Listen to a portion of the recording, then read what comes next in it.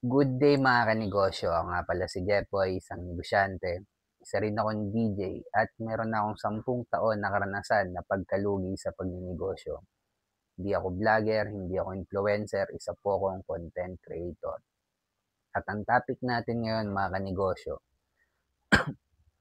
tungkol sa community ng mayaman or market ng mayaman.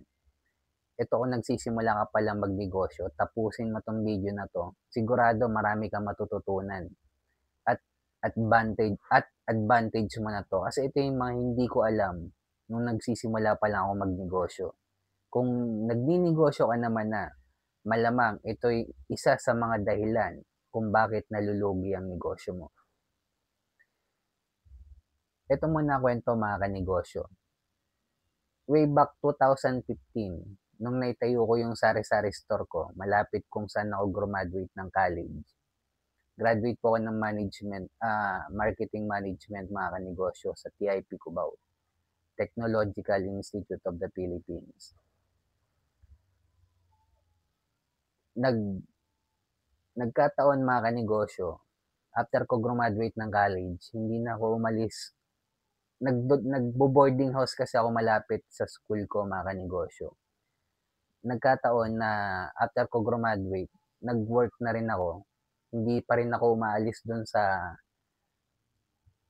lugar kung saan ako nagbo-boarding house kasi bilis lang yung biyahe kung may work na ako.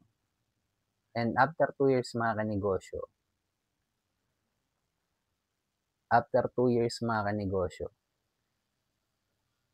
naisipan ko magtayo ng sari-sari store. Kung bakit sari-sari store, ito kasi yung pambansang ito kasi yung pambansang negosyo. Una, hindi rin ako marunong magluto. Tsaka yung sari-sari store mga kanegosyo, madali siyang buksan. Yung tipong pag nagtayo ka ngayon mga kanegosyo, kinabukasan may kalabang ka ng sari-sari store. Ganun siya kabilis buksan. Pero ang sari-sari store mga kanegosyo, iba yung business model niya. Iba yung business model ng sari-sari store sa grocery store mga kanegosyo. Ang laging sinasabi nila kapag yung sari-sari store kapag lumaki magiging grocery store mga kanegosyo. Mali po yan. Ang sari-sari store kapag lumaki, sari-sari store pa rin yan. Kasi magkaiba ang business model ng sari-sari store sa grocery store mga kanegosyo. At nagkataon, naitayo ko siya sa community na pinagsisilbihan ko mga kanegosyo, which is kung saan ako graduate ng college, sa TIP. Pang-anim akong sari-sari store mga kanegosyo. At kahit mag-mark up ako ng malaki sa community yung pinaglilingkuran ko, bibilin pa rin nila yung produkto ko dahil may pera sila. At kahit mag-mark up ako ng malaki, at kahit pang-anim akong sari-sari store na nakapalibot sa school na malapit kung saan ako graduate, malupit naman yung serbisyo ko mga kanegosyo. Alam ng customer ko yan. Kaya yung best example ko, yung background ko mga kanegosyo, yung community na pinaglilingkuran natin,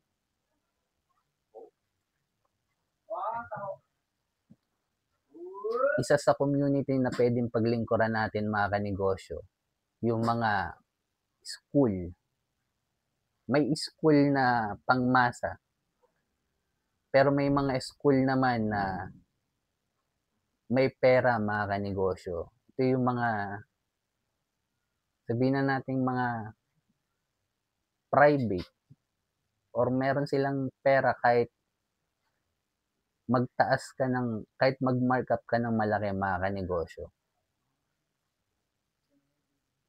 Kaya ang best example natin sa community natin mga kanegosyo, yung community na school na may school na ang mga estudyante is nagtitipid. Walang masama sa nagtitipid mga kanegosyo.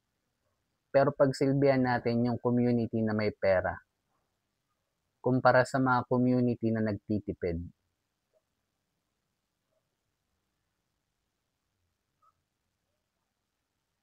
kung nagsisimula ka palang magnegosyo, hanapin mo yung community na merong pera, hindi lang masa, hindi lang foot traffic,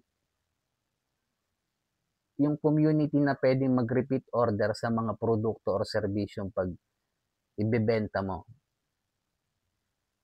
At bukod pa doon mga kanegosyo, kapag napagsilbihan mo yung community na yon, kahit mag-markup ka na malaki, bibili nila.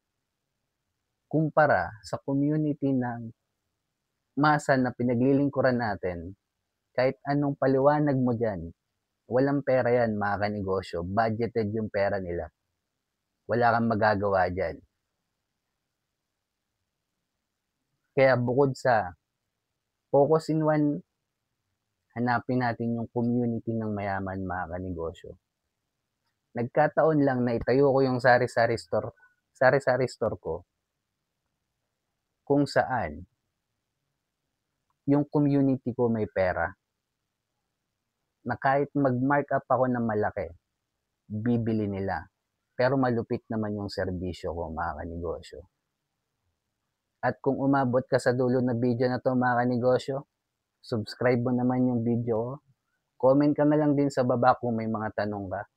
Like mo na rin tong video ko mga kanegosyo. At bilang negosyante, kung dumadaan tayo sa pagsubok or struggle, huwag natin kalimutan mag-pray mga kanegosyo. Kahit anong religion natin. Ingat tayong lahat. Peace.